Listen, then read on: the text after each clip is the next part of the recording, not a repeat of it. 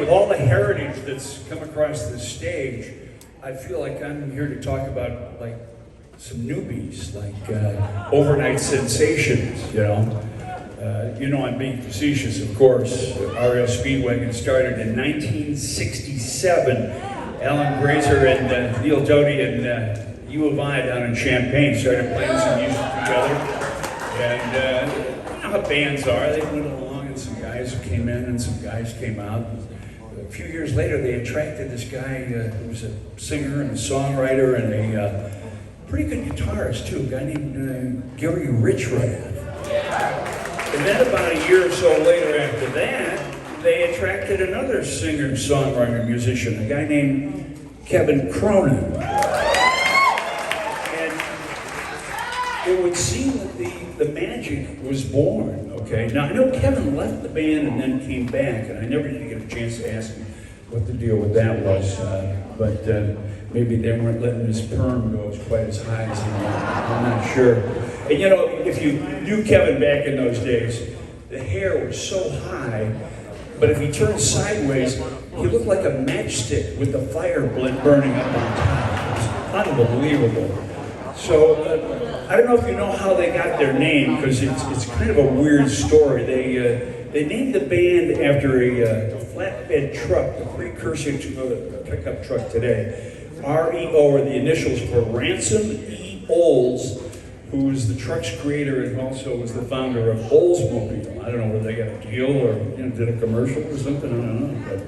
But over the next 7 or 8 years, they did an album like every year, expanded their horizons, started playing bigger halls, not just bars and frats and stuff like that, and people started to take notice. And how could you not, with songs like Time for Me to Fly, with the changes, 157 Riverside Avenue. Let me see you sit down during that one, right? Keep pushing, riding the storm out. Are you kidding me? And one of my favorites, one of their older ones too, a little something called Golden Country.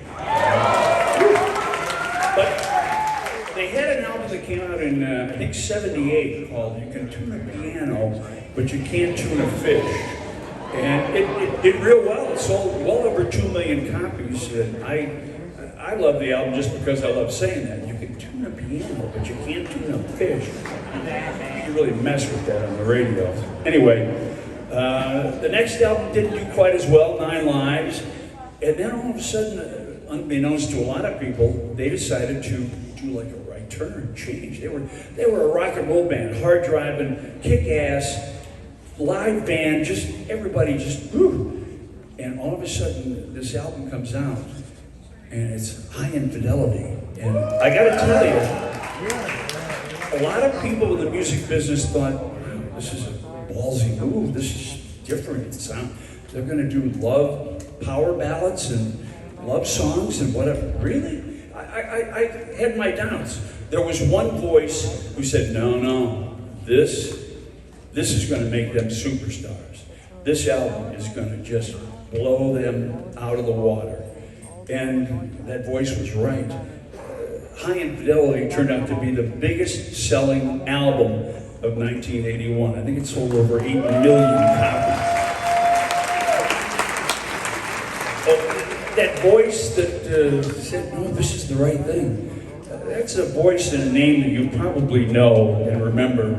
A guy by the name of Sky Daniels from the Loop. Very prolific music guy. Amazing.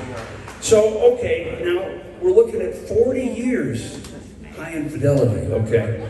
I mean, think about that. Don't Let Him Go, Keep On Loving You, Take It On the Run. I mean, wow. It's just absolutely amazing.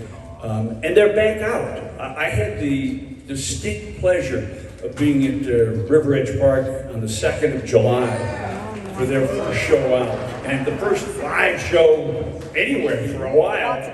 And I'm not sure who was more enthralled and excited, because everybody in the place, and it was so totally sold out, was just, wow, this is incredible. Everybody flapping their wings, feeling, wow, we're loose.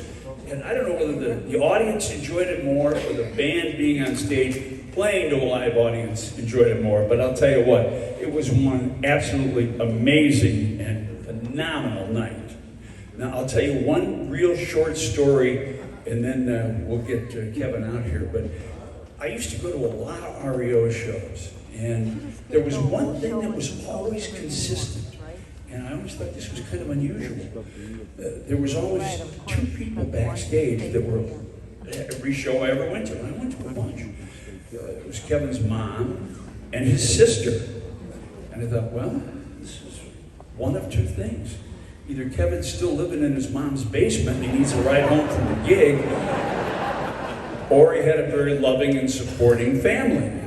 My money was on number two, but what can I tell you? Ladies and gentlemen, it is such a treat. I'm very proud and pleased to be the person to induct REO Speedwagon into the Illinois Rock and Roll Museum's Hall of Fame. So without further ado, an old friend of all of ours, ladies and gentlemen, Mr. Kevin Cronin.